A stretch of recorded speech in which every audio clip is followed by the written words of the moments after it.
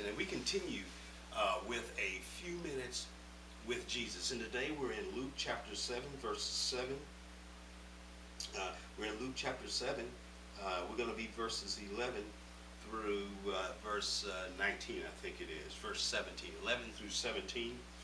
A heart overflowing with compassion. A heart overflowing with compassion. We're in the New Living Translation. So if you'd like to read along with us, we begin with verse 11. It says, soon afterward, Jesus went with his disciples to the village of Nain, and a large crowd followed him. A funeral procession was coming out as he approached the village gate. The young man who had died was a widow's only son, and a large crowd from the village was with her. When the Lord saw her, his heart overflowed with compassion. Don't cry, he said. Then he walked over to the coffin and touched it, and the bearers stopped. Young man, he said, I tell you, get up. Then the dead boy sat up and began to talk, and Jesus gave him back to his mother. Great fear swept the crowd, and they praised God, saying, a mighty prophet has risen among us, and God has visited his people today. And the news about Jesus spread throughout Judea and the surrounding countryside. I tell you, it is the darkest moment in the human experience when a person dies. And perhaps the second behind that is when you are funeralizing a person. And this is a very special, very unique circumstance, because in this experience, it is a woman, and this is her only son. She's a widow. And what that means is not only has she lost a son, but she's lost her wherewithal for living. That is, not only has she lost her only son, but she has lost her well-being. How is she going to make it now?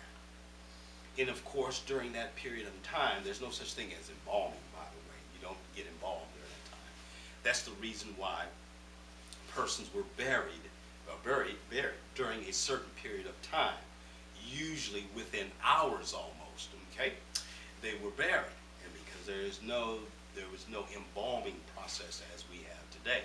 By the way, in the ancient Near East, or in the Mid East as we would call it today, that is still the experience. You will notice that when somebody dies, there's not like a week before they're funeralized or 2 weeks before they're funeralized. Usually it is literally within days. And in this particular experience, this young man has died. He has been declared to be dead. He is in fact dead. But Jesus sees this cry, and the scripture says that his heart was overflowing with compassion. That his heart overflowed with compassion.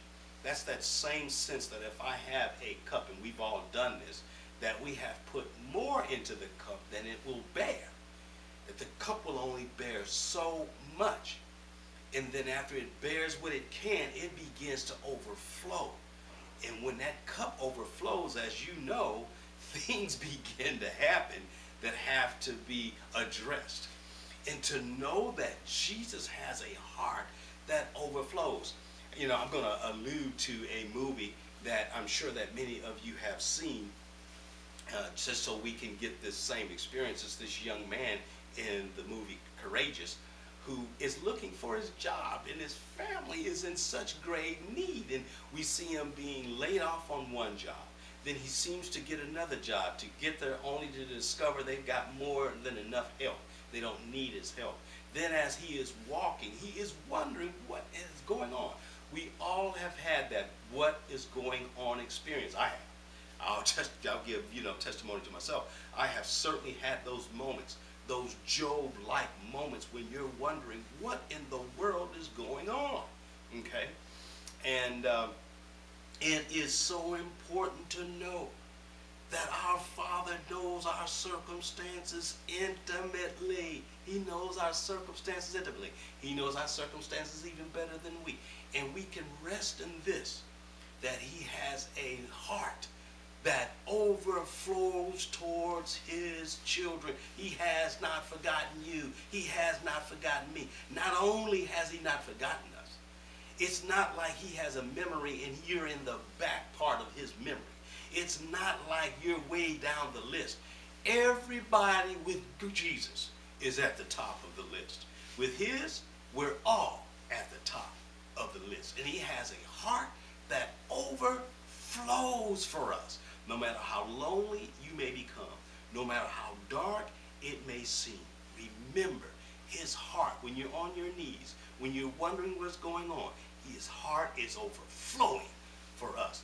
And when it overflows, it's just like I said, when a cup overflows, you know there has to be something done to address it. And as Jesus did, he told the boy to get up. And there's going to be many experiences, or whatever the experience in your life, he'll tell that experience to get up, to get out, to move, to come back, whatever is necessary.